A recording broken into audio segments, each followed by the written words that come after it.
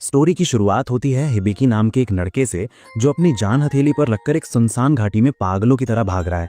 उसके ठीक पीछे एक हॉर्न रैबिट हाथ धोकर पड़ा हुआ है। उसे बिल्कुल भी समझ नहीं आ रहा कि वो अचानक इस अनजान जगह पर कैसे पहुंच गया और ये कौन सी डरावनी चीज है जो लगातार उसका पीछा कर रही है। ये सब कुछ उसके लिए बहुत ही ज्यादा अचानक और अजीब है। वो भागते भागते सोचता है कि यह आखिर कौन सा खौफनाक जानवर है।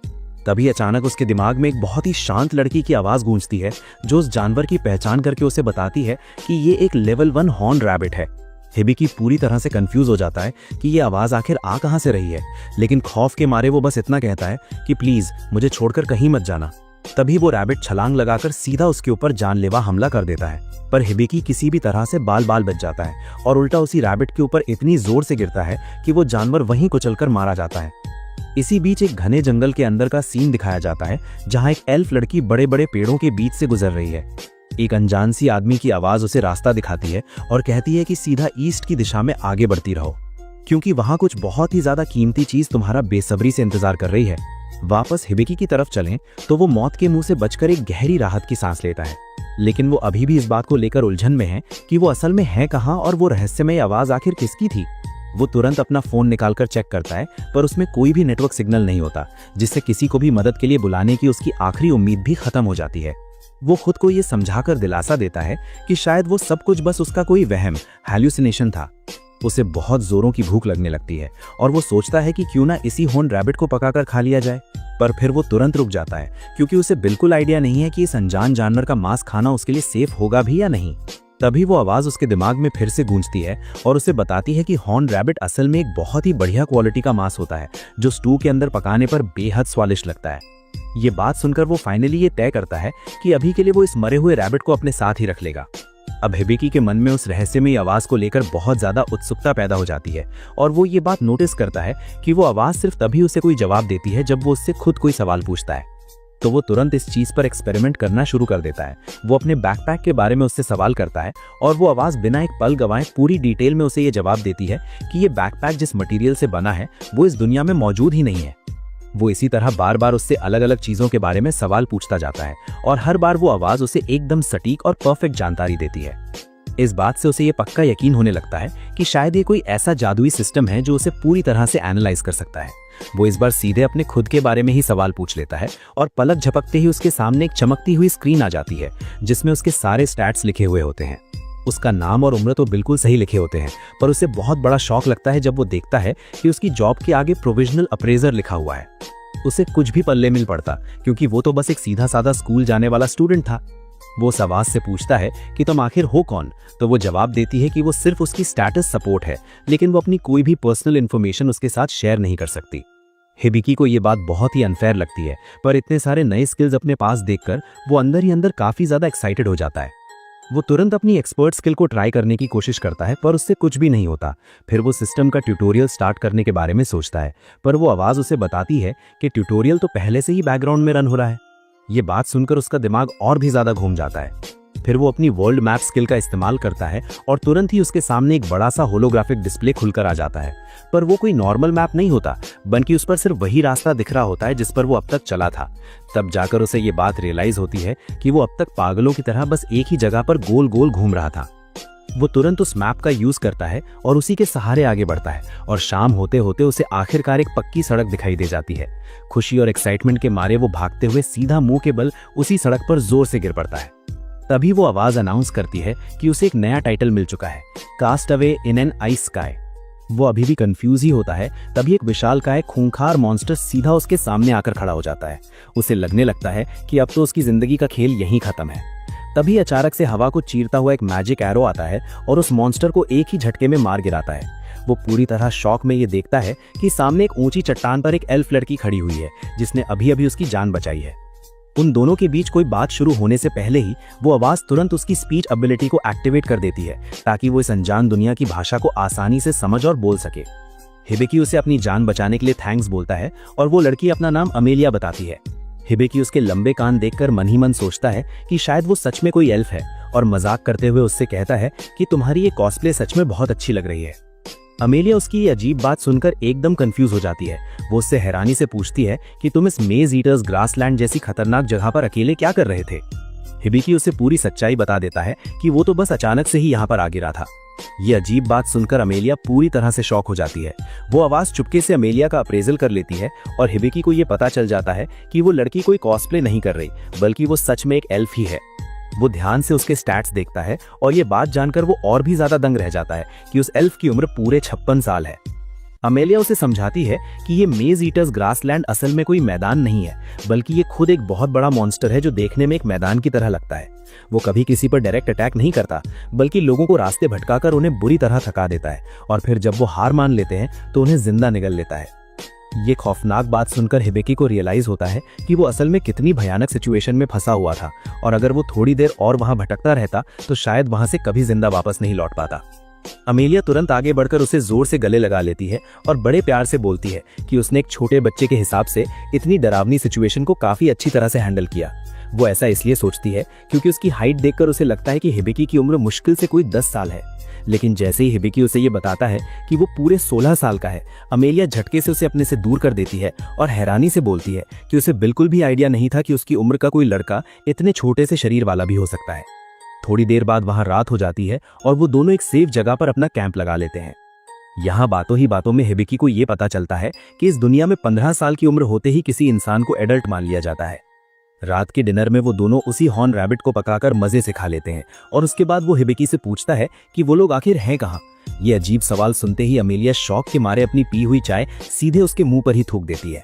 फिर वो बहुत जल्दी से उसका फेस साफ करती है और अपनी उस हरकत के लिए उससे माफी मांगती है।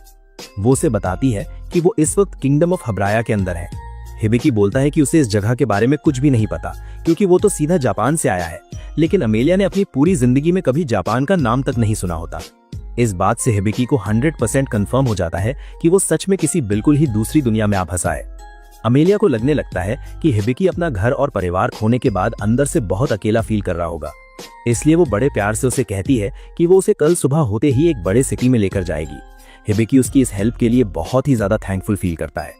जब हिबिकी गहरी नींद में सो जाता है तो अमेलिया उसे लगातार देखती रहती है और मन ही मन सोचती है कि शायद यही वो सबसे प्रेशियस और कीमती चीज है जिसके बारे में उस स्पिरिट ने उसे पहले ही बता दिया था। थोड़ी देर बाद वो भी वहीं सो जाती है। नींद में हिबिकी को अपनी पास्ट लाइफ का एक सपना आता है। उसे अपने 3 सबसे पक्के दोस्त अमीन, कायोकी और टिकिया याद आते हैं, जो हमेशा एक डाइनर में मिला करते थे जहां अमीन काम किया करता था। ये तीनों दोस्त उसकी लाइफ में उसके लिए बहुत ही ज्यादा इंपॉर्टेंट थे। भले ही वो तीनों अक्सर उसका ये कहकर मजाक उड़ाते रहते थे कि वो 16 साल का होकर भी हाइट में इतना ज्यादा छोटा है। फिर उसका सपना अचानक से शिफ्ट होता है और सीधा उस मोमेंट पर पहुंचता है जब वो इस नई दुनिया में टेलीपोर्ट हुआ था। वो दिन उसके स्कूल का एकदम लास्ट डे था, समर ब्रेक शुरू होने से ठीक पहले का दिन। वो बस अपने क्लासरूम के अंदर कदम रखने ही वाला था, तभी अचानक से एक बहुत ही तेज ब्लाइंडिंग लाइट चमकी और अगले ही पल वो इस बिल्कुल ही नई दुनिया में आ गिरा था। वो अपना ये अजीब सा सपना देखकर झटके से उठ बैठता है और तुरंत अपना फोन निकालकर चेक करने लगता है। वो सोचता है कि उसके वो तीनों दोस्त अभी उसके अचानक गायब होने से कितने ज्यादा टेंशन में होंगे। फिर वो अपना सिर उठाकर आसमान की तरफ देखता है और उसे कुछ चमकती हुई ग्रीन कलर की शेप्स हवा में तैरती हुई दिखाई देती हैं। वो आवाज तुरंत उन्हें आइडेंटिफाई करके बताती है कि ये असल में एक प्रोटेक्टिव बैरियर है जो इमेलिया ने लगाया है ताकि ये पूरा एरिया रात भर सेफ रहे। ये सब कुछ अपनी आंखों से देखकर हिबिकी ये पूरी तरह से मान लेता है कि इस वर्ल्ड में मैजिक एकदम रियल है और वो सच में एक दूसरी दुनिया में ही है। वो अपनी इस नई सिचुएशन को थोड़ा और अच्छे से समझने के लिए उस वॉइस से पूछता है कि अप्रेजल कोविनिल का असली मतलब क्या होता है। वॉइस उसे डिटेल में एक्सप्लेन करती है कि ये जॉब उसे सीधे गॉड ने असाइन की है और इसकी रैरिटी रैंक बी है। इस जॉब के अंदर उसे अप्रेजल एबिलिटी मिलती है जिससे वो किसी भी टारगेट की एबिलिटीज और उसके सारे ट्रेड्स आसानी से जान सकता है। लेकिन इस जॉब में कोई भी कॉम्बैट स्किल्स नहीं होते, इसलिए इसे पूरी तरह से एक नॉन कॉम्बैट जॉब माना जाता है। हिबिकी अभी भी इन सारी अजीब बातों को समझने की पूरी कोशिश कर रहा होता है, इसलिए वो ज्यादा दिमाग ना लगाते हुए वापस से सो जाने का फैसला करता है। अगली सुबह जब इमेलिया उठती है तो वो मन ही मन सोचती है कि उसने कैसे हिबिकी की जान बचाई और उसके साथ ये रात बिताई। थोड़ी देर बाद हिबिकी भी अपनी नींद से उठ जाता है और दोनों मिलकर लाल नाम के एक पास वाले टाउन की तरफ अपनी जर्नी शुरू कर देते हैं। घने फॉरेस्ट से गुजरते हुए इमिलिया उसे बताती है कि वहां टाउन तक पहुंचने में करीब 1.5 दिन का लंबा समय लगेगा। वो उसे ये भी वार्न करती है कि रास्ते में कई सारे खतरनाक मॉन्स्टर्स हैं, लेकिन हिबिकी को बिल्कुल भी टेंशन लेने की जरूरत नहीं है क्योंकि वो हर कदम पर उसे प्रोटेक्ट करेगी। इमिलिया ये देखकर बहुत इंप्रेस होती है कि हिबिकी उन मॉन्स्टर्स को उनके पास आने से पहले ही आसानी से सेंस कर पा रहा है। हिबिकी उसे बताता है कि ये सब उसकी वर्ल्ड मैप स्किल की वजह से मुमकिन हो पा रहा है। ये बात सुनकर इमिलिया पूरी तरह से हैरान रह जाती है क्योंकि वर्ल्ड मैप स्किल की रैरिटी रैंक AAA होती है, जिसे वो बस एक मजाक की तरह ले रही थी। हिबिकी को बिल्कुल भी समझ नहीं आता कि ये वर्ल्ड मैप स्किल आखिर इतनी ज्यादा स्पेशल क्यों मानी जाती है, क्योंकि उसे लगता है ये बस उसका रास्ता और आसपास के कुछ मॉन्स्टर्स ही तो दिखा रहा है।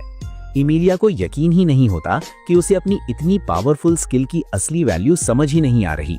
उसके हिसाब से ये स्किल जंगल में सर्वाइवल के लिए बहुत ही ज्यादा पावरफुल है। फिर हिबिकी अपना वर्ल्ड मैप खोलता है और चेक करते हुए पूछता है कि क्या उनके पास में कोई बड़ा खतरा मौजूद है।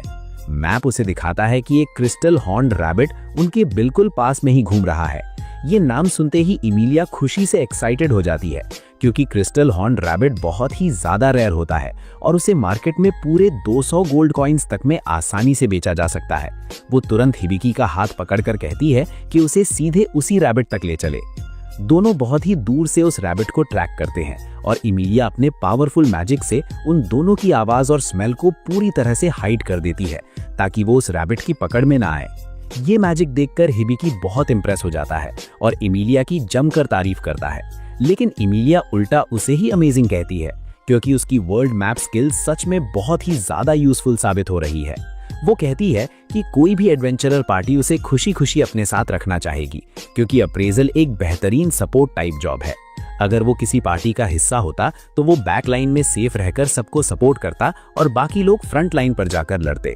इमिलिया मन ही मन बहुत चाहती है कि वो हिबिकी के साथ अपनी एक नई पार्टी बनाए, लेकिन वो उसके सामने बहुत ज्यादा डेस्परेट नहीं दिखना चाहती। इसलिए वो डिसाइड करती है कि वो पहले अपनी कॉम्बैट स्किल्स उसे दिखाएगी ताकि हिबिकी खुद इंप्रेस होकर उसे इनवाइट करे। वो तुरंत अपना बो उठाती है और उस पर शूट करने की पूरी तैयारी कर लेती है, लेकिन हिबिकी ये नोटिस करता है कि उसके पास तो कोई एरो है ही नहीं। इमिलिया उसे एक्सप्लेन करती है कि उसका जॉब स्पिरिट आर्चर है, जिसका सीधा सा मतलब ये है कि वो हवा से ही अपने लिए एरोज बना सकती है और उन्हें फायर कर सकती है। अमीलिया पूरी तरह से फोकस करके अपना स्पिरिट एरो उस रैबिट की तरफ पूरी ताकत से शूट करती है, लेकिन बिल्कुल आखिरी मोमेंट पर वो रैबिट बहुत ही तेजी से उस तीर को चकमा दे जाता है। ये देखकर अमीलिया पूरी तरह से दंग रह जाती है क्योंकि उसे बिल्कुल भी उम्मीद नहीं थी कि वो जानवर इतना फास्ट रिएक्ट करेगा। अमीलिया तुरंत समझ जाती है कि अब उसे पकड़ना ऑलमोस्ट इम्पॉसिबल है। उस रैबिट के पास एक स्पेशल एस्केप स्किल है जो उसे बहुत ही हाई स्पीड में किसी भी अटैक से बचने में मदद करती है। इसका सीधा सा मतलब ये था कि अगर वो एक बार भी अलर्ट हो गया तो उसे मारना दुनिया का सबसे मुश्किल काम है। लेकिन तभी हिबिकी ये बात नोटिस करता है कि जब वो रैबिट खुद किसी पर अटैक कर रहा होता है तब वो अपनी उन एस्केप स्किल्स का यूज नहीं कर पाता। उसके दिमाग में तुरंत एक बहुत ही शानदार प्लान आता है। वो सोचता है कि अगर वो किसी भी तरह उस रैबिट को अपनी तरफ अट्रैक्ट कर ले तो अमीलिया को एकदम परफेक्ट मौका मिल जाएगा एक क्लीन शॉट लेने का।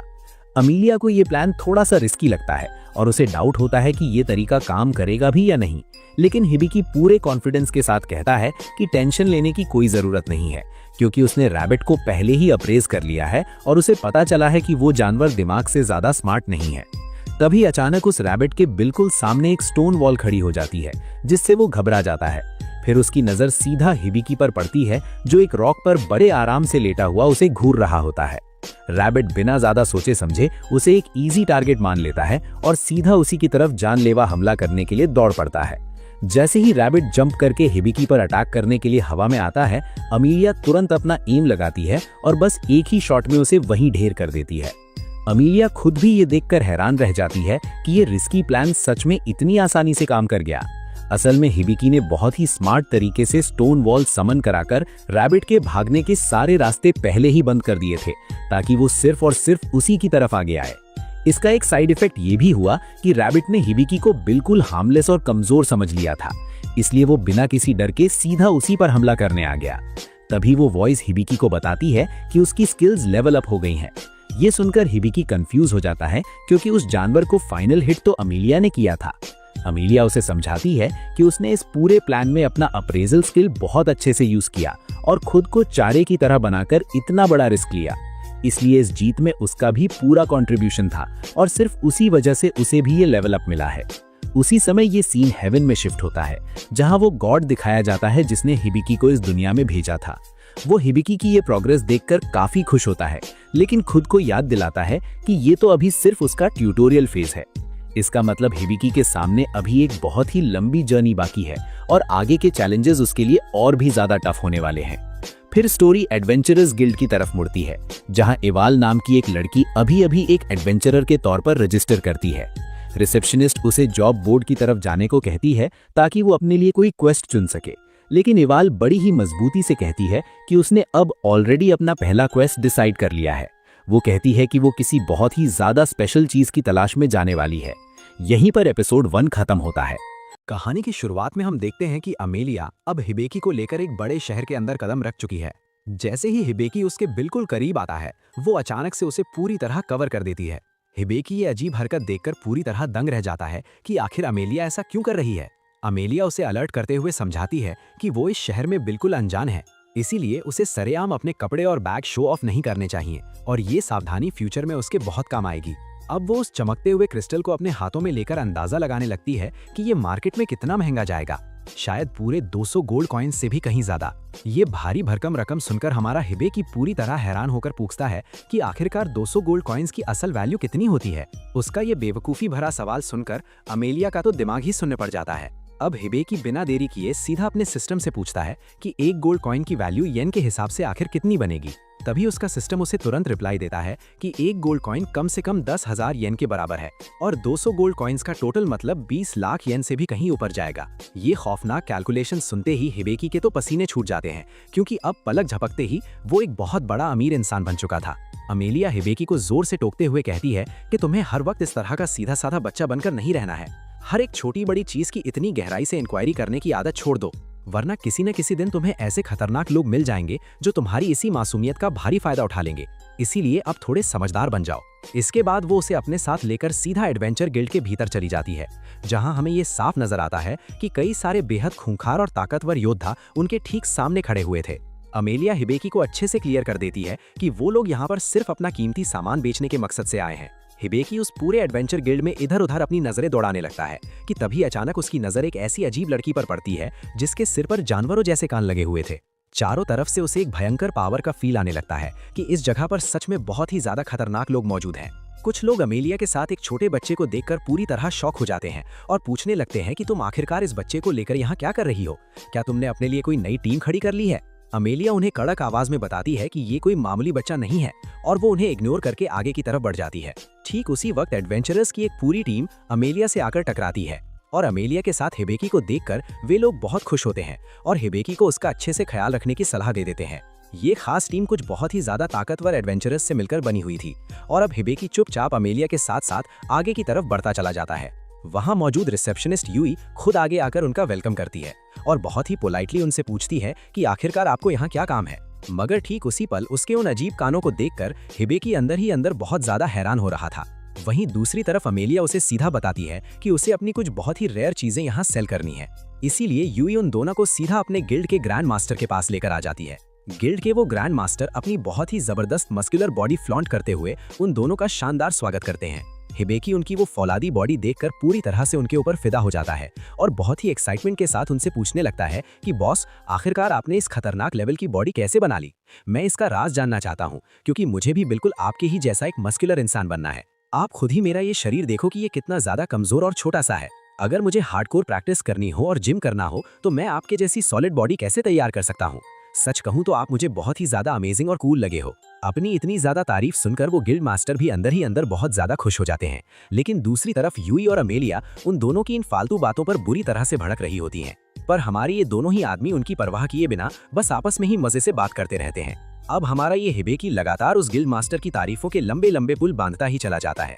वो दोनों लड़कियां ये अजीब नजारा देखकर हैरान थीं कि आखिरकार ये दोनों लड़के यहाँ करना क्या चाहते हैं। गिल्ड मास्टर ने तो जोश में आकर अपनी वो सॉलिड बॉडी अच्छे से शो ऑफ करने के लिए अपने खुद के कपड़े तक फाड़ डाले थे।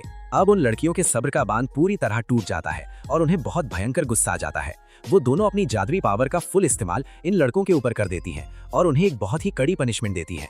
वो दोनों के दोनों लड़के वहीं ढेर होकर बुरी तरह बेहोश हो जाते हैं और कुछ समय बीतने के बाद उन्हें वापस होश में लाया जाता है, क्योंकि अब असली बिजनेस डील भी तो फाइनल करनी थी। अमेलिया बिना टाइम वेस्ट किए उसी हॉन्ट बीस्ट के उस कीमती क्रिस्टल को बाहर निकालती है और सीधा कहती है कि मुझे इसे भारी दाम पर सेल करना है। गिल्ड मास्टर उस क्रिस्टल का इतना विशाल साइज देखकर पूरी तरह सन्न रह जाते हैं। बहुत लंबे अरसे के बाद उन्होंने किसी हॉन्ट बीस्ट के इस तरह के चमकदार क्रिस्टल को अपनी आंखों से देखा था, जो कि साइज में इतना ज्यादा बड़ा था। अब अमेलिया इसे एक बहुत ही ऊंचे और तगड़े प्राइस में बेचना चाहती थी और वो उनसे मोलभाव करने लगती है कि हमें इसे कितने दाम में बेचना चाहिए। गिल्ड मास्टर उस क्रिस्टल के बदले उन्हें तुरंत 250 गोल्ड कॉइन्स का ऑफर सामने रख देते हैं। ये बड़ा ऑफर सुनकर हिबेकी अंदर ही अंदर बहुत ज्यादा खुश हो गया था, लेकिन अमेलिया एकदम साफ इनकार कर देती है और कहती है कि मैं इसे 800 गोल्ड कॉइन्स से नीचे किसी भी कीमत पर नहीं बेचूंगी, क्योंकि आज से ठीक 3 महीने पहले जब अमेलिया यहाँ पर एक दूसरा क्रिस्टल लेकर आई थी, वो इससे साइज में बहुत ही ज्यादा छोटा था और इस बार वाला क्रिस्टल उससे पूरे 3 गुना ज्यादा बड़ा है और वो छोटा क्रिस्टल उसने 230 में बेचा था। इसीलिए इस बार वो अपनी जिद पर अड़ी हुई थी कि वो यहाँ से पूरे 800 गोल्ड कॉइन्स लेकर ही जाएगी। लेकिन गिल्ड मास्टर भी कहाँ हार मानने वाले थे, वो उससे तगड़ी बार्गेनिंग करना शुरू कर देते हैं। उन दोनों के बीच में काफी लंबे समय तक ये भारी मोलभाव लगातार चलता ही रहता है। आखिरकार गिल्ड मास्टर अपनी तरफ से अपना बिल्कुल लास्ट ऑफर 700 गोल्ड कॉइन्स का उसके सामने रख देते हैं। ये फाइनल ऑफर सुनकर अमेलिया भी 700 गोल्ड कॉइन्स के लिए खुशी खुशी मान जाती है, क्योंकि उसे भी अच्छे से पता था कि वो 800 की रकम गिल्ड लीडर से कभी नहीं निकलवा पाएगी। ये बड़ी डील पक्की होने पर वो अंदर से बहुत ही ज्यादा खुश होती है। वहीं दूसरी तरफ गिल्ड लीडर के ठीक पास में बैठी हुई उसकी वो रिसेप्शनिस्ट गुस्से से लाल पीली हो रही होती है, क्योंकि गिल्ड मास्टर की इस डील की वजह से उनका पूरा बजट वापस से हिल गया था और वो मास्टर की सैलरी में से ये भारी रकम काटने की सीधी धमकी दे देती है। अमेलिया की खुशी का तो कोई ठिकाना ही नहीं था, क्योंकि उसने अपनी जिंदगी में पहली बार पूरे 700 गोल्ड कॉइन्स एक साथ कमाए थे। ये आज तक की उसकी सबसे बड़ी और सबसे ज्यादा महंगी कमाई साबित हुई थी। वहीं दूसरी तरफ हिबेकी भी ये देखकर बहुत ज्यादा एक्साइटेड होता है कि अब उन दोनों के पास बहुत सारे पैसे आ चुके हैं। लेकिन ठीक उसी पल अमेलिया के शरीर से उसके वो सीक्रेट जार्स एकदम से बाहर निकल आते हैं और शर्म के मारे उसका पूरा चेहरा एकदम टमाटर की तरह लाल पड़ जाता है। रिसेप्शनिस्ट यूई ये अजीब नजारा देखकर बहुत ज्यादा चौंक जाती है और वो बिना टाइम वेस्ट किए उन दोनों लड़कों को तुरंत ही कमरे से धक्के मारकर बाहर निकाल देती है। अब कहानी गिल्ड के मेन हॉल की तरफ शिफ्ट होती है, जहां पर पहले से ही काफी ज्यादा भीड़ जमा थी। हमारा हिबेकी चुपचाप पास की ही एक खाली टेबल पर जाकर बहुत शांति से बैठ जाता है। तभी उसका सिस्टम उसे अचानक से अलर्ट करता है कि उसका सर्वाइवल ट्यूटोरियल अब पूरी तरह से खत्म हो चुका है। हमारे हिबेकी को तो रत्ती भर भी अंदाजा नहीं था कि आखिरकार ये ट्यूटोरियल नाम की बला होती क्या है, और अब वो सिस्टम से घबराकर पूछने लगता है कि अब मैं इस अनजान दुनिया में किस तरह से सर्वाइव करूंगा। जिसके जवाब में सिस्टम उसे बताती है कि हमने आपके लिए सीधा गॉड के साथ एक कनेक्शन बिठा दिया है। अब आप किसी भी मुसीबत में डायरेक्ट गॉड से भी अपनी मदद की गुहार लगा सकते हो। हिबेकी अब बिना सोचे उस गॉड के साथ अपनी बातचीत शुरू कर देता है, जहां पर वो गॉड उसे बहुत ही साफ शब्दों में बताते हैं कि हिबेकी, तुम सच में मुझे काफी ज्यादा पसंद आए हो। मैं बहुत ही करीब से ये देखना चाहता हूं कि तुम आखिरकार इस खतरनाक वर्ल्ड के अंदर अपनी जिंदगी कैसे गुजारोगे। हिबेकी उनकी ये बात सुनकर बहुत ही ज्यादा हैरान रह जाता है और वो उनसे तुरंत पूछता है कि क्या पिछली बार भी आप ही ने मेरी जान बचाई थी। वो अंदर ही अंदर इस बात से पूरी तरह से सन्न था कि वो इस वक्त साक्षात एक गॉड से बात कर रहा है। अब वहीं गॉड उसे सच्चाई बताते हैं कि हाँ, उन्होंने ही एक गाइड को भेजकर उसकी मदद की थी, जिससे कि वो यहाँ इस अनजान जगह पर कुछ समय तक जिंदा रह सके और अपनी लाइफ अच्छे से जी सके। गॉड उसे बहुत ही सीरियस टोन में कहते हैं कि मैं ये देखना चाहता हूँ कि तुम्हारी लाइफ की जर्नी इस वर्ल्ड में कैसी जाएगी, तो तुम मुझे बिल्कुल भी निराश मत करना। मैंने तुम्हारे ऊपर अपना काफी ज्यादा टाइम और पावर इन्वेस्ट किया है। हिबेकी को लगने लगता है कि वो तो अब बहुत ही बुरी तरह से फंस चुका है। उसे तो ठीक से ये भी नहीं पता कि आखिरकार वो किस अजीब दुनिया के अंदर आ गिरा है और यहाँ पर कितने ज्यादा खूंखार मॉन्स्टर्स छिपे हुए हैं। पर इन सब के बावजूद भी अब उसे हर हाल में इस वर्ल्ड के अंदर अपना सर्वाइवल करना ही पड़ेगा। तभी एक सिस्टम विंडो से इन्फॉर्म करती है कि अब उस गाइड का ट्रायल पीरियड भी पूरी तरह से एंड हो चुका है। ठीक उसी दौरान हमें वहां पर अमेलिया को आते हुए दिखाया जाता है। अमेलिया के हाथ में एक बहुत ही जरूरी लेटर आता है। जब अमेलिया उस लेटर को खोलकर पढ़ती है, तब उसे पता चलता है कि ये सीधा उसके होम टाउन से आया हुआ है और उसे अब फौरन अपने होम टाउन के लिए यहाँ से निकलना होगा। अमेलिया ये दुखद बात सीधा हिबेकी को बताती है कि आज ही के दिन उसे यहाँ से हर हाल में निकलना होगा और अब उसे अपनी लाइफ इस सिटी में खुद ही अकेले जीनी होगी। वहीं दूसरी तरफ हमें ईबल नाम की एक रहस्यमयी लड़की दिखाई जाती है, जो कि एक अंधेरी गुफा के अंदर किसी को पागलों की तरह ढूंढ रही होती है। जब उसे यहाँ पर कोई भी इंसान नहीं मिलता, तब वो निराश होकर सिटी की तरफ निकल पड़ती है। उसे उम्मीद होती है कि क्या पता इस बड़े सिटी में मुझे कोई काम का इंसान मिल ही जाए। वापस हमारे सिटी के सीन में दिखाया जाता है कि किस तरह से अमेलिया हिबेकी को समझा रही होती है कि मुझे अच्छे से पता है कि तुम इस सिटी में अकेले सर्वाइव नहीं कर सकते हो, पर फिर भी पूरी कोशिश करना कि तुम यहाँ पर अपनी लाइफ को बहुत अच्छे से और सेफली स्पेंड कर सको। और मैं तुम्हें जाते जाते पहले ही वार्न कर दूं कि तुम एडवेंचर गिल्ड से कभी भी इस प्रकार के टास्क पिक मत करना जो कि तुम्हारी औकात और ताकत से बिल्कुल बाहर हों। तुम मेरी इस गहरी बात का मतलब पहले से ही अच्छे से समझ सकते हो। हमारे हिबेकी को भी ये बात पहले से ही बहुत अच्छे से मालूम थी कि वो कोई कॉम्बैट प्लेयर नहीं है और उसे भूल कर भी इस प्रकार के जानलेवा टास्क कभी चुनने भी नहीं चाहिए। वो अमेलिया को भरोसा दिलाते हुए बताता है कि तुम मेरी बिल्कुल भी चिंता मत करो, मैं यहाँ पर बहुत अच्छे से सर्वाइव करूंगा, एक बहुत ही अच्छी लाइफ जीऊंगा। अमेलिया तुरंत उसे एक पेपर निकाल कर देती है जहाँ पर कि उसके खुद के घर का एड्रेस लिखा हुआ था और वो हिबेकी को उसके घर पर ही रुकने के लिए कहती है जब तक कि वो यहाँ पर वापस नहीं आ जाती। अब हिबेकी उसका ये प्यारा सा जेस्चर देखकर अंदर ही अंदर काफ़ी ज़्यादा खुश होता है। अमेलिया अब जब वहाँ से जाने लग जाती है तो हमारा हिबेकी उसे अपना कपड़ा ऊपर से ओढ़ने के लिए कहता है, क्योंकि अक्सर उसके वो जार्स उसके कपड़ों से बाहर झांकने लगते हैं। अगर वो ये जैकेट अच्छे से पहनेगी तो उसके वो सीक्रेट जार्स बाकी के लोगों को बिल्कुल भी नहीं दिखेंगे। अमेलिया ये बात सुनकर बहुत ही ज़्यादा शर्मिंदा हो जाती है कि हिबेकी ने आखिरकार उसके वो जार्स देख ही लिए हैं, इसलिए वो मारे शर्म के वहाँ से मुंह छुपाते हुए तेज़ी से भागकर निकल जाती है। पर जल्दबाजी में जाते जाते वो वहाँ पर अचानक एक अनजान लड़की से बुरी तरह टकरा जाती है। अब बाहर खड़े गार्ड्स तुरंत दौड़कर आते हैं और देखते हैं कि आखिरकार अमेलिया के साथ में ये हादसा हुआ क्या है। अमेलिया जो पागलों की तरह भागते भागते जा रही थी तो ईबल जो सामने से आ रही थी वो सीधे उससे टकरा जाती है। गार्ड्स फौरन उन दोनों को ज़मीन से खड़ा कराने की पूरी कोशिश करते हैं। अमेलिया उस अजनबी लड़की को इतने करीब से देखकर थोड़ी हैरान थी। अब गार्ड्स उससे सख्ती से पूछते हैं कि आखिरकार वो कहाँ जा रही है। ईबल उन्हें बताती है कि वो तो इस सिटी के अंदर बिल्कुल नहीं है। अब हमें ये दिखाया जाता है कि हिबेकी जो था वो पूरी सिटी के अंदर अकेला घूमता है और फिर वो वापस से लौटकर अमेलिया के उसी खाली घर के अंदर आ जाता है। अमेलिया के घर के अंदर बस वो बोर होकर सोता ही रहता है, क्योंकि पिछले कुछ दिनों से इस सिटी के अंदर उसके पास करने को कुछ भी ढंग का काम नहीं था। वो कोई कॉम्बैट प्लेयर भी तो नहीं है जिससे कि वो बाहर जाकर मॉन्स्टर्स से कोई फाइट कर सके। इसीलिए सिस्टम उसे सजेस्ट करती है कि उसे अब ज़्यादा से ज़्यादा नॉलेज गेन करनी चाहिए। नॉलेज गेन करने से ही उसकी रुकी हुई स्किल तेज़ी से इंक्रीज हो सकती है। उसे रिसेप्शनिस्ट यूई की कही हुई बातें याद आती हैं कि तभी वहाँ पर एक गोल्डन हेयर वाली लड़की को दिखाया जाता है जिसका नाम तानिया होता है और वो उसे प्यार से डिनर करने के लिए बुलाती है, क्योंकि वो कमरे में पिछले पूरे 2 दिनों से बंद पड़ा है। अब हमारा हिबेकी उसे स्माइल करके कहता है कि ज़रूर से मैं आपके साथ डिनर करूंगा, और इसके बाद वहाँ से वो लड़की चली जाती है। रिसेप्शनिस्ट यूई ने इस शहर की एक दूसरी दुनिया के बारे में बताया तो था, बट वो असल में एक बहुत ही डार्क होटल होता है जहाँ पर कि अजीबोगरीब चीज़ें होती हैं।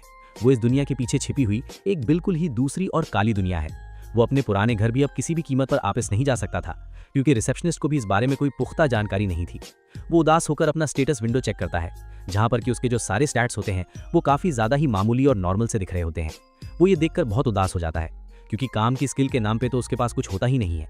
यहाँ तक कि एक स्किल तो ओल्ड लेडी किलर के नाम की भी होती है, जो कि वो टाइटल उसे खुद में काफ़ी ज़्यादा ही बेकार और फालतू लग रहा होता है।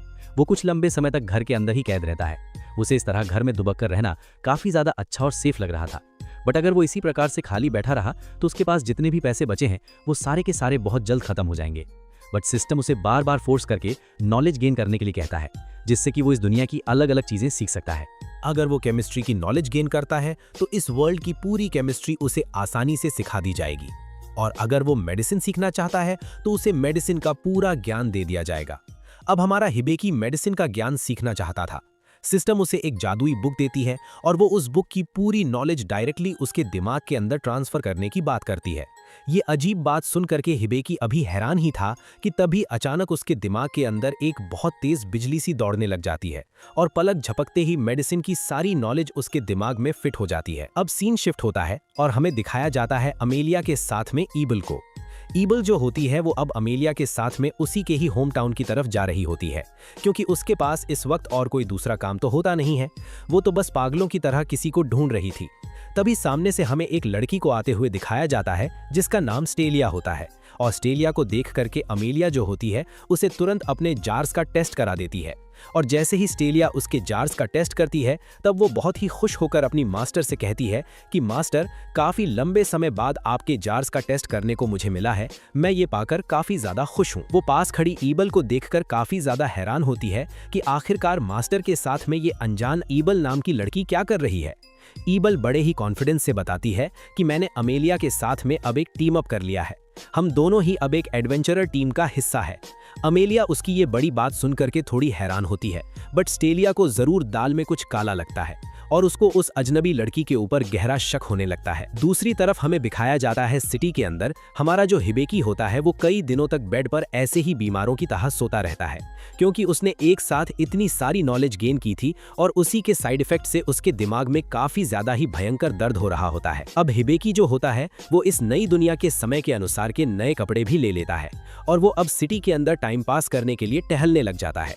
उसके पास करने को कुछ काम नहीं है और वो अपने बचे हुए पैसे भी इस तरह फालतू में खर्च नहीं कर सकता है, तो वो अब पैसे कमाने के लिए अलग अलग नए जरिए ढूंढ रहा होता है। उसी दौरान वो खुद से बोलते बोलते बात करता है कि क्यों ना मैं मेडिसिन का ही कोई काम शुरू कर लूं, क्योंकि मुझसे मॉन्स्टर्स से फाइट तो होती नहीं है और एक अप्रेजर की भी किसी को कोई खास जरूरत नहीं पड़ती। इसलिए वो खुद को काफी ज्यादा ही यूजलेस समझ रहा होता है इस वर्ल्ड के अंदर। उसे अभी अपनी उस पावरफुल वर्ल्ड मैप की स्किल के बारे में भी तो कुछ नहीं पता है। अब वो चलते चलते एडवेंचर गिल्ड के अंदर आ जाता है। एडवेंचर गिल्ड के अंदर उसी वक्त कुछ लोग भी आते हैं जो कि बहुत ही बुरी तरह से इंजर्ड थे। अब वो उन लोगों की ये खस्ता हालत देखकर हैरान होता है। उसे तुरंत याद आता है कि किस प्रकार से जब वो अमेलिया के साथ में यहाँ पर पहली बार आया था तब वो इन्हीं लोगों से मिला था। हमें ये पता चलता है कि ये लोग जो हैं एक बहुत ही डेंजरस एडवेंचर पर गए थे और उसी दौरान मॉन्स्टर्स के हमले में इंजर्ड हो गए। इनका जो लीडर है उसका तो एक पांव और एक हाथ पूरी तरह से कट चुका है। अब हमारा हिबेकी हिम्मत जुटाकर आगे आता है और कहता है कि मैं इसे पूरी तरह से ठीक कर सकता हूँ। तो वहाँ मौजूद सभी लोग ये बात सुन करके सन्न रह जाते हैं कि ये छोटा सा लड़का इसे कैसे ठीक कर सकता है। इस पूरी सिटी के अंदर तो कोई ढंग का हीलर भी मौजूद नहीं है। बट दूसरी तरफ उस लीडर का खून काफी ज्यादा तेजी से बह रहा होता है।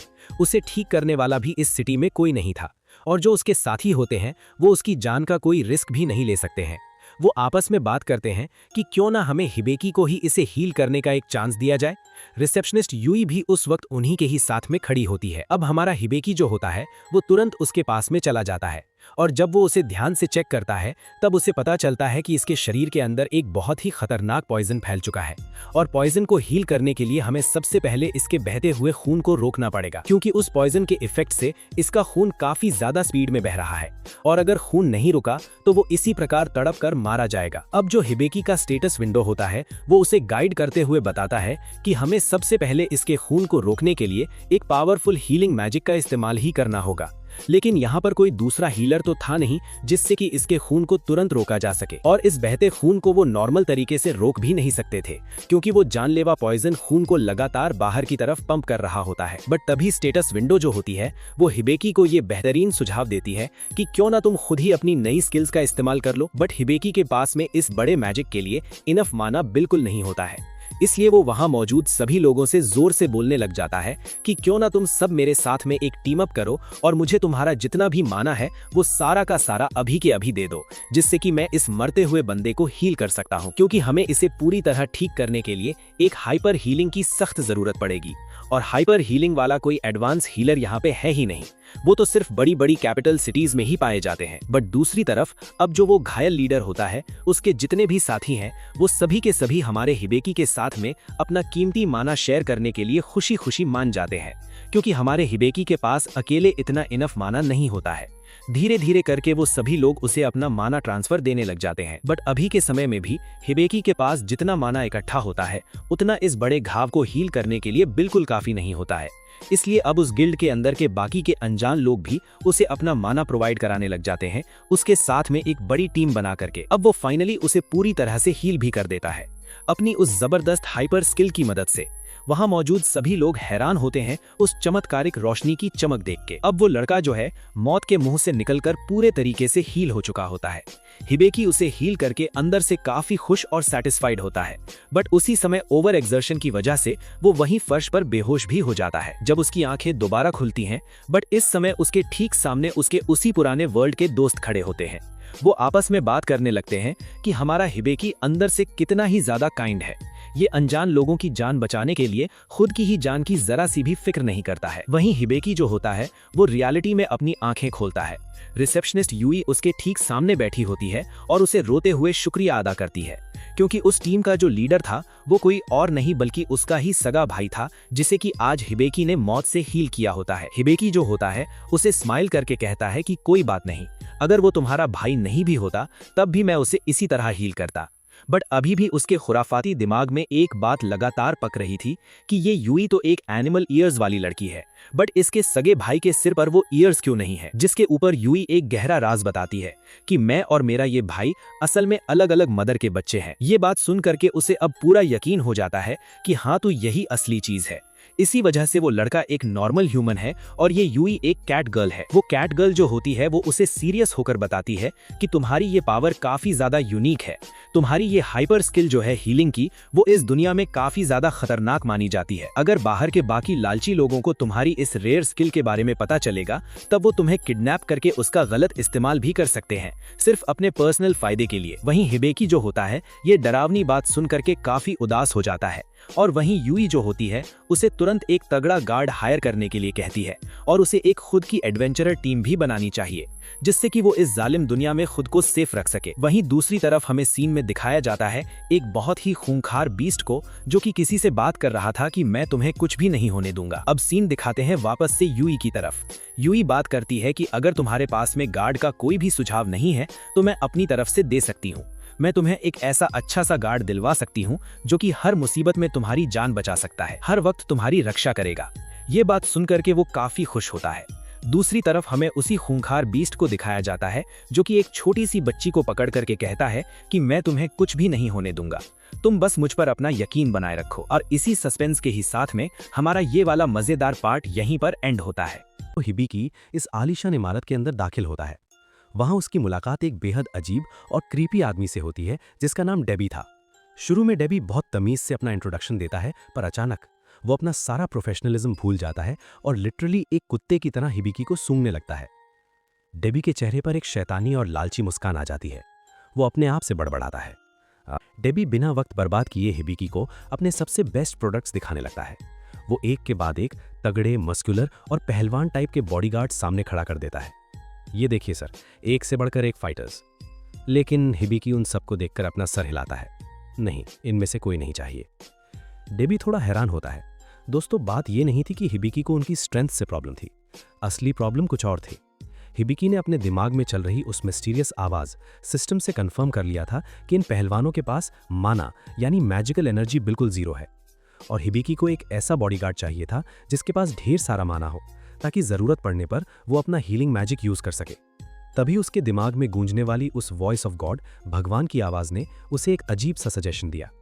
हिबिकी, क्यों ना तुम खुद बाहर निकलकर अपना बॉडीगार्ड ढूंढो।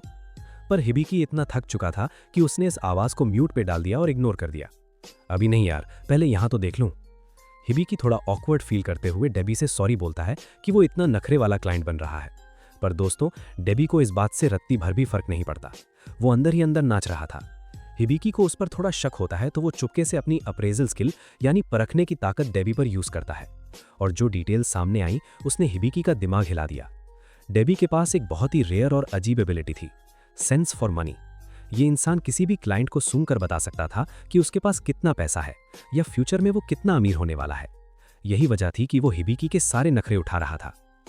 चलते चलते हिबिकी की नजर अचानक उस आलीशान मैनर के एक बहुत ही डार्क और अजीब सेक्शन पर पड़ती है। वहां की हवा, वहां का ऑरा बिल्कुल अलग और नेगेटिव था। हिबिकी उस तरफ इशारा करके पूछता है, वहां क्या है? डेबी के चेहरे पर एक घिनौनी मुस्कान आती है। वो कचरा घर है सर।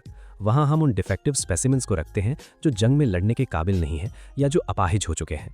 वो सब बर्बाद हो चुके बॉडीगार्ड्स हैं। हिबिकी का दिल उस तरफ खिंचा चला जाता है। उसे लगता है कि शायद उसको वहीं कोई काम का इंसान मिल जाए। वो कहता है, मैं वहां देखना चाहता हूं। ये सुनकर तो डेबी खुशी से पागल हो जाता है। उसने सोचा, अगर इसने उस कचरे में से भी कुछ खरीद लिया तो मेरा तो 100% प्रॉफिट ही प्रॉफिट है। उस कम रोशनी वाले सीलन भरे कॉरिडोर में चलते हुए हिबिकी एक पुराने जंग खाए हुए पिंजरे के सामने आकर रुक जाता है। अंदर का नजारा देखकर उसका दिल बैठ जाता है। पिंजरे के अंदर एक भयानक और बुरी तरह से घायल वुल्फ मैन पड़ा था। उसका खून बह रहा था और सबसे दर्दनाक बात, उसके दोनों हाथ और एक पैर कटा हुआ था। वो पूरी तरह से अपाहिज हो चुका था और उसके ठीक पीछे एक बहुत ही छोटी मासूम सी बच्ची डर के मारे कांप रही थी, जैसे उसने मौत को अपने सामने देख लिया हो। डेबी अपने मुंह से जहर उगलता है। ये वुल्फ मैन एक दिन पागल हो गया था सर। इसने इस छोटी बच्ची को बचाने के चक्कर में हमारे गार्ड्स पर हमला कर दिया था। भले ही ये कोई बड़ा क्राइम नहीं था, पर यहाँ के रूल स्ट्रिक्ट हैं, इसलिए इन दोनों को इस कचरे के डब्बे में डाल दिया गया। डेबी आगे बताता है, और ये जो छोटी बच्ची है ना, इसके पास मैजिकल पावर्स हैं। इसकी वजह से इसकी मार्केट वैल्यू बहुत हाई होनी चाहिए थी, पर प्रॉब्लम यह है कि इसे अपना जादू कंट्रोल करना नहीं आता। जब देखो गलती से कोई धमाका कर देती है। डेबी और हिबिकी को अपने बारे में किसी सामान या प्रोडक्ट की तरह बात करते सुनकर वो घायल वुल्फमैन गुस्से से फट पड़ता है। वो अपने टूटे हुए दांतों से गुर्राता है और हिबिकी पर चिल्लाता है, ओए बच्चे, दफा हो जा यहाँ से, निकल। कोई आम बच्चा होता तो डर के भाग जाता, पर हिबिकी वहीं खड़ा रहा। उसने शांति से अपने सिस्टम से कनेक्ट किया और अपनी अप्रेजल स्किल उन दोनों पर यूज करनी शुरू कर दी। लेकिन यहाँ हिबिकी को एक भारी झटका लगता है, एरर। उसका सिस्टम उनकी डिटेल स्कैन नहीं कर पा रहा। सिस्टम बताता है कि इन पर किसी ने फॉल्स स्टैट्स का जादू किया हुआ है ताकि कोई इनकी असली ताकत ना देख सके और इन्हें कभी खरीदे ना। पर दोस्तों, हिबिकी के पास एक ऐसी ताकत थी जिसका तोड़ किसी के पास नहीं था। उसने तुरंत अपनी अपग्रेडेड स्किल एक्सपर्ट आई एक्टिवेट कर दी। ये कोई छोटा मोटा जादू नहीं था, ये एक SSS रैंक की डिवाइन पावर थी जो सीधा उसको भगवान ने दी थी। इस पावर को एक्टिवेट करते ही हिबिकी को ऐसा फील हुआ जैसे वो इस दुनिया के सिस्टम को हैक कर रहा हो। वो अंदर ही अंदर डरने लगा, भाई मेरा अस्तित्व तो इस दुनिया में किसी चीट कोड जैसा बन चुका है। एक्सपर्ट आई एक्टिवेट होते ही उस वुल्फमैन की सारी छिपी हुई डिटेल्स हिबिकी की आंखों के सामने खुल जाती हैं। उस वुल्फमैन का असली नाम था क्लॉड एब्रास, उम्र 26 साल। पर जो डिटेल देखकर हिबिकी का दिमाग फटने वाला था वो उसका लेवल था। क्लॉड एक्चुअली में एक लेवल 95 हीरो था। लेवल 95? क्या मजाक चल रहा है? हिबिकी ने आज तक इतना हाई लेवल किसी का नहीं देखा था। पर उसमें एक और डार्क राज छिपा था। क्लॉड की प्रोफाइल पर एक भयंकर श्राप यानी कर्स दिख रहा था, जिसका नाम था इमूवेबल चेन यानी ना टूटने वाली जंजीर। हिबिकी ने अपना ध्यान उस छोटी बच्ची पर शिफ्ट किया और उसे स्कैन किया। बच्ची का नाम था लिलियन रूज और उसका प्रोफेशन देखकर हिबिकी सुन पड़ गया। वो एक सेज थी, महाज्ञानी। दोस्तों, हिबिकी का सर इतनी सारी हैवी इंफॉर्मेशन से दर्द करने लगा था, पर उस दर्द में एक और चुभन ऐड हो गई जब उसने लिलियन का कर्स देखा। उसकी एबिलिटी का नाम था रेजिंग सैंक्चुरी। ये भगवान का दिया हुआ एक ऐसा इम्तिहान था जिसे कोई आम इंसान कंट्रोल नहीं कर सकता। अगर ये आउट ऑफ कंट्रोल हुआ तो लिलियन खुद ही ब्लास्ट होकर मर जाएगी। हिबिकी आसमान की तरफ देखता है और भगवान को कोसता है, आप इतने पत्थर दिल कैसे हो सकते हैं? इतनी छोटी बच्ची पर इतना भयंकर टॉर्चर। लेकिन भगवान वहां ऊपर आराम से बैठे पॉपकॉर्न खा रहे थे।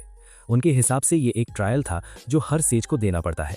दोस्तों, सारी इन्फॉर्मेशन निकालने के बाद हिबिकी ने एक फाइनल डिसीजन लिया।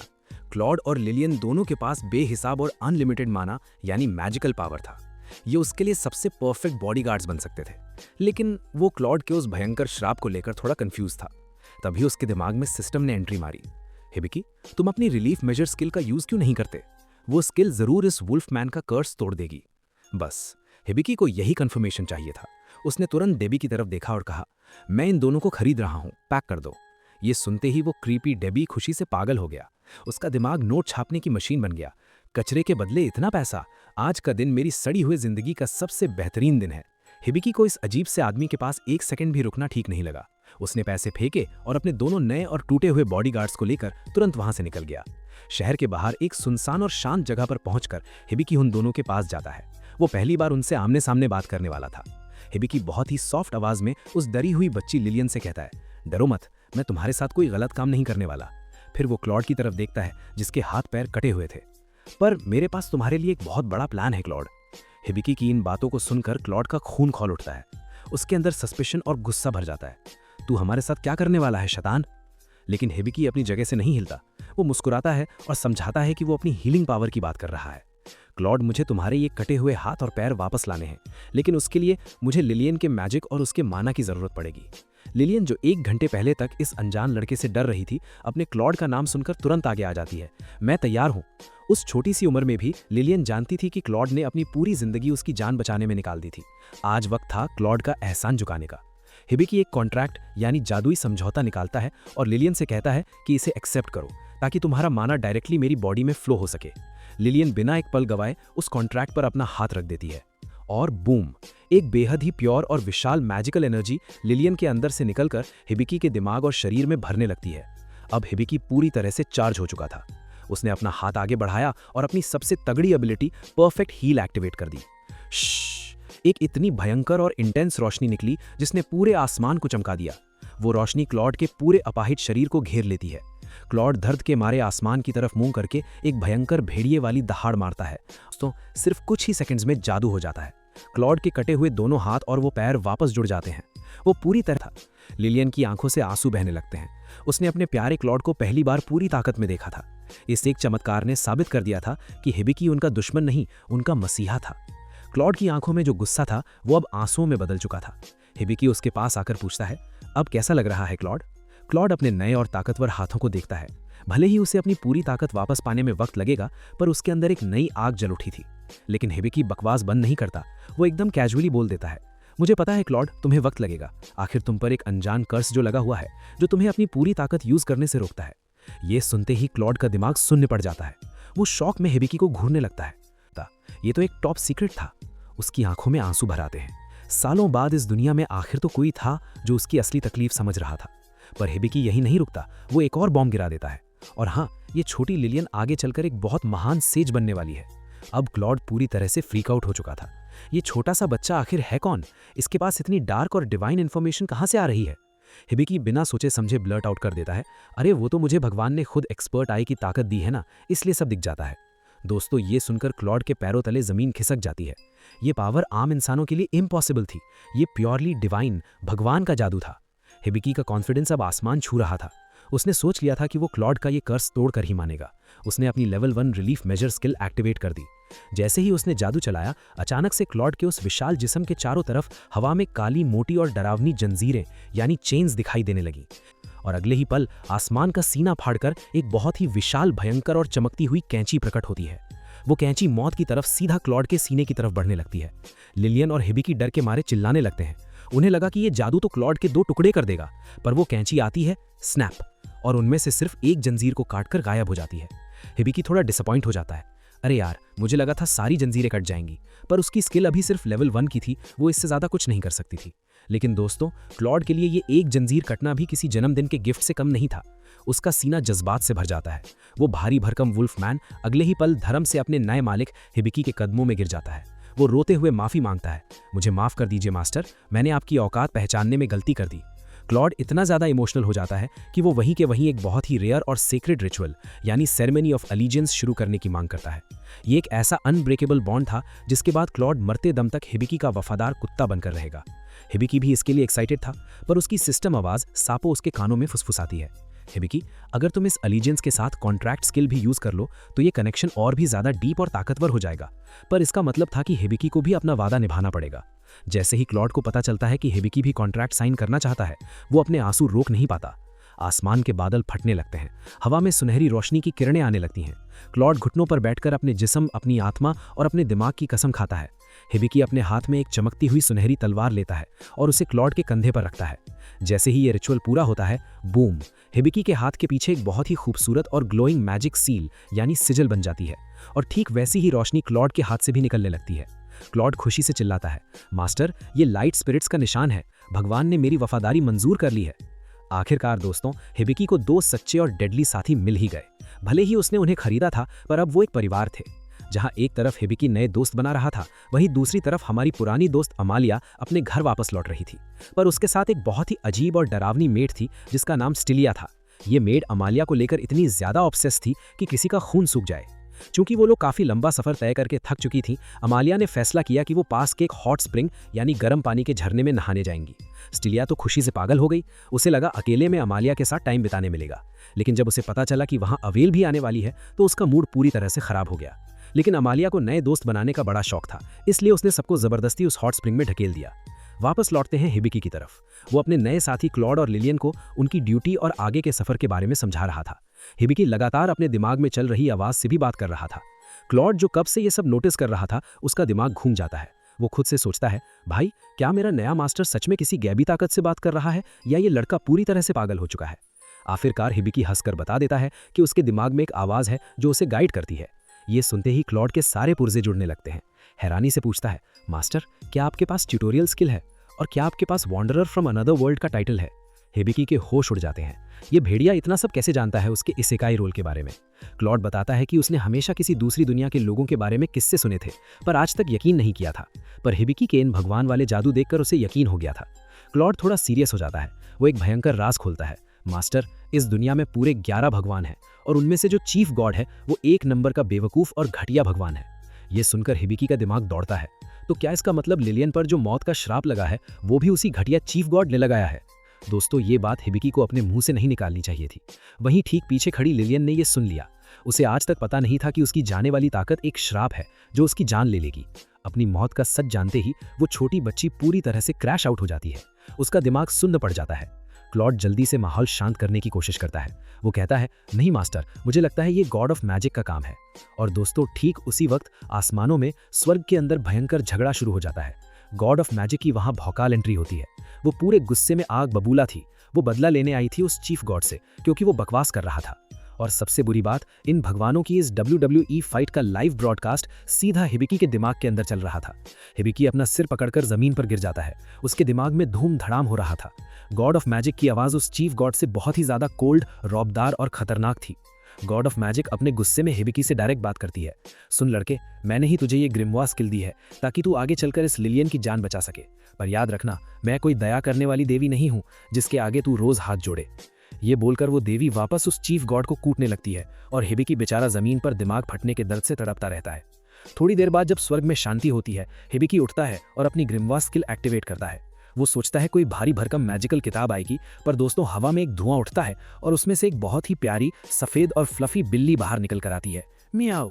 इस क्यूट सी बिल्ली का नाम विनी था और यही वो महान ग्रिमवा थी। लिलियन और हिबिकी का दिल पिघल जाता है। वो दोनों उस बिल्ली पर ऐसे टूट पड़ते हैं जैसे उन्हें दुनिया का सबसे बड़ा खजाना मिल गया हो। वो उसे गोदी में लेकर सहलाने लगते हैं।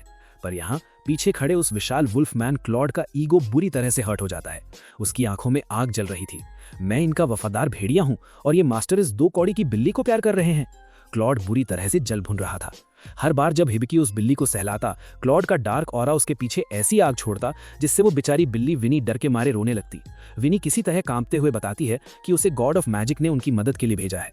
अपने मास्टर को किसी और जानवर को प्यार करते देख क्लॉड का पूरा दिन बर्बाद हो चुका था। वो पूरी तरह से क्रैश आउट कर रहा था। वहीं आखिरी सीन में अमालिया उन हॉट स्प्रिंग्स में बिल्कुल रिलैक्स होकर नहा रही थी। उसे अंदाजा भी नहीं था कि उसकी डरावनी मेड स्टिलिया और वो शातिर इवाल पीछे से क्या भयंकर साजिश रच रहे हैं।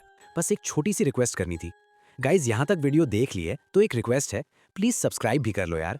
व्यूज आते हैं बट आप लोग सब्सक्राइब नहीं करते। आपकी एक क्लिक से आपका कुछ नहीं जाएगा, बट मुझे और ज्यादा मेहनत करने की मोटिवेशन मिलती है। तो प्लीज सपोर्ट दिखाओ और सब्सक्राइब करो।